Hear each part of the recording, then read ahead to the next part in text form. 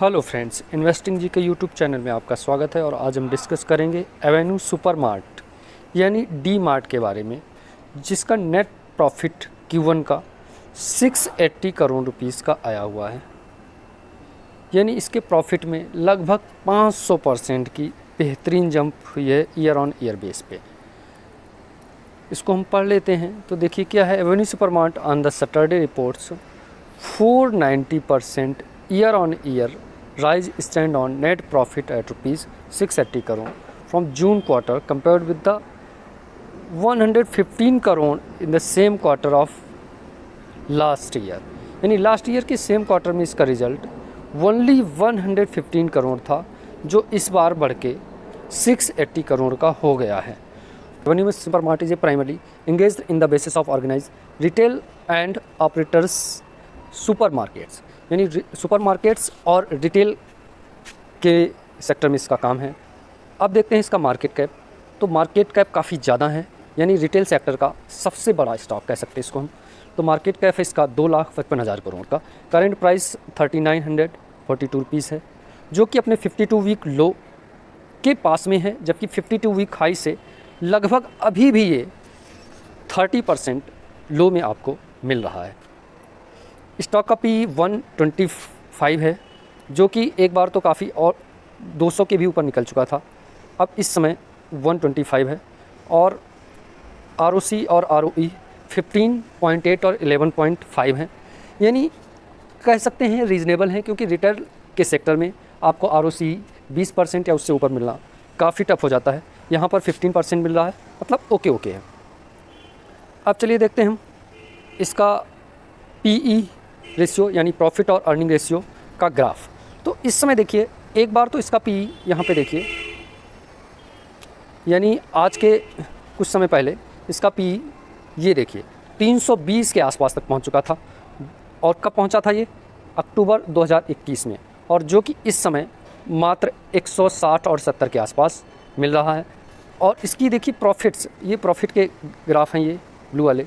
तो profits continuously बढ़ रहे हैं और प्रॉफिट बढ़े हुए हैं और PE डाउन है। मतलब इस केस में ही आपको कंपनी को परचेज करने का चांस मिलता है, स्टॉक को परचेज करने का चांस मिलता है। कंपनी के हम देख लेते हैं प्रोज क्या क्या हैं। तो कंपनी ऑलमोस्ट डेप्ट फ्री है। एक्सपेक्टेड गुड क्वार्टरली रिजल्ट, जो कि आया ही है। कंपनी हैज़ लीवर प्रॉफिट ग्रोथ भी बहुत अच्छी है लास्ट 5 ईयर में। कंपनी मीडियन सेल्स ग्रोथ भी बहुत ज़बरदस्त है, 33% की।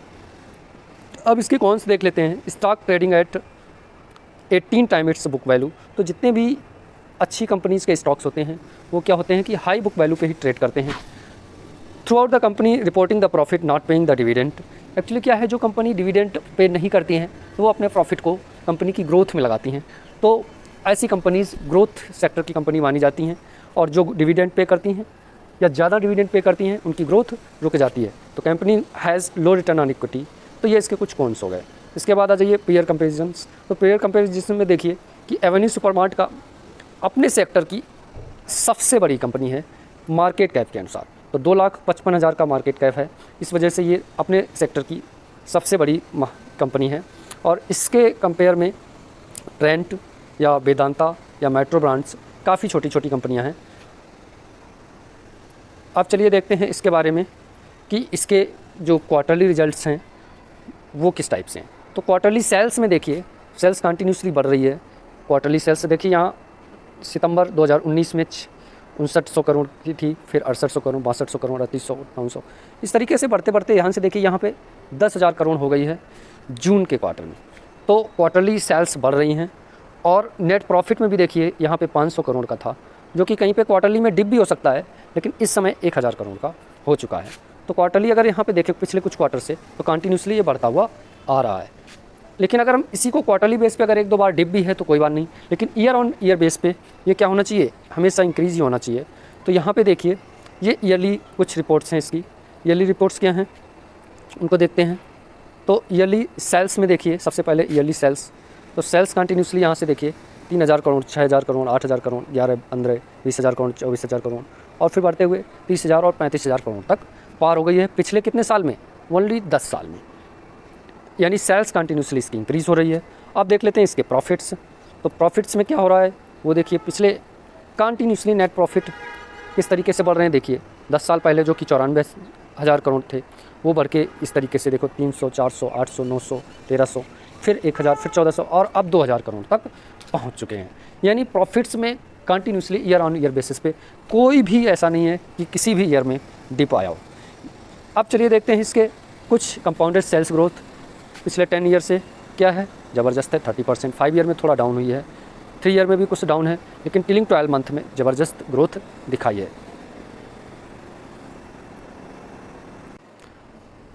अब कंपाउंडेड प्रॉफिट ग्रोथ के बारे में भी देख लेते हैं। तो कंपाउंडेड प्रॉफिट ग्रोथ में भी देखिए पिछले 10 ईयर में 38%, 5 ईयर में 26% और 3 ईयर में 19% और लास्ट ट्रिलिंग 12 मंथ में भी ज़बरदस्त है। इस तरीके से स्टॉक CAGR भी देख लेते हैं, रिटर्न किस तरीके से है। तो रिटर्न पिछले 10 ईयर में नहीं दिया गया है, लेकिन 5 ईयर का 34% है, 3 ईयर का 42% है, लेकिन पिछले 1 ईयर में ओनली 17% है, जो कि इस साल मुझे लग रहा है कि बढ़ेगा और ये भी 40 या 50% के आसपास पहुंच जाएगा।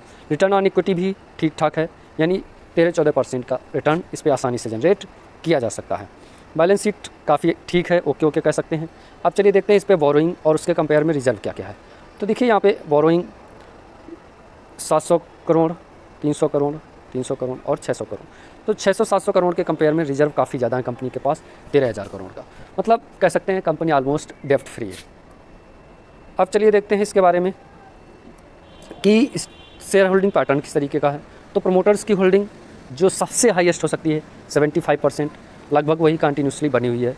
FIIs 10%, 9.9, 9.44 और 8, यानी FIIs कह सकते हो कंटिन्यूसली धीरे धीरे बिकवाली कर रहे हैं पिछले कुछ क्वार्टर्स से, जिसकी वजह से स्टॉक का प्राइस कंटिन्यूसली डाउन हो रहा है।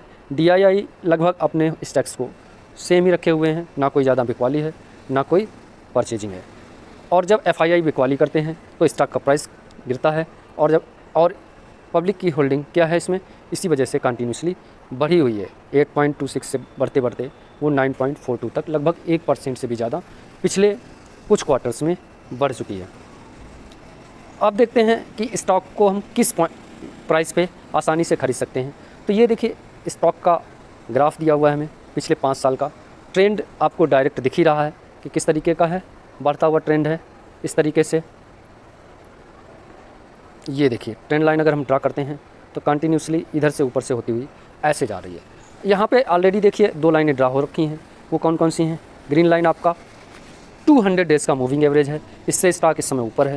येलो वाली लाइन 100 डेज़ का मूविंग एवरेज है, इसके ऊपर भी स्टॉक इस समय ट्रेड कर रहा है। और इसके बाद ये जो ब्लू लाइन है आपकी, ये वाली, ये ब्लू लाइन आपका 50 डेज़ का मूविंग एवरेज है, और रेड वाली लाइन जो है ये वाली, ये 20 डेज़ का मूविंग एवरेज है।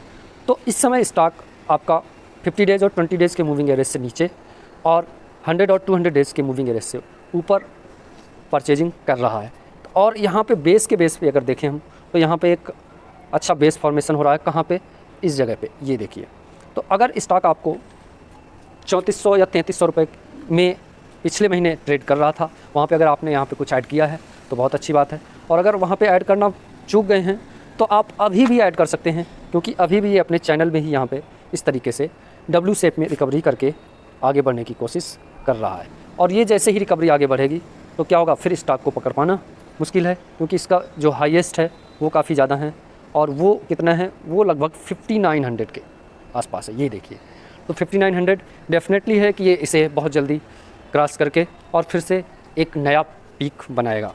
तो अगर आपने अभी तक इसमें परचेजिंग नहीं की है तो अपने ड्यू और इंटेलिजेंस के बेस पे इसमें परचेजिंग कर सकते हो। तो आशा करते हैं कि आपको हमारा वीडियो पसंद आया होगा। वीडियो पसंद आया तो वीडियो को कर लीजिए लाइक और चैनल को सब्सक्राइब कर लीजिए, ताकि ऐसी ही मोस्ट इन्फॉर्मेटिव वीडियोस के लिंक सबसे पहले पहुंचे आप तक। और वीडियो को पूरा देखने के लिए थैंक्स।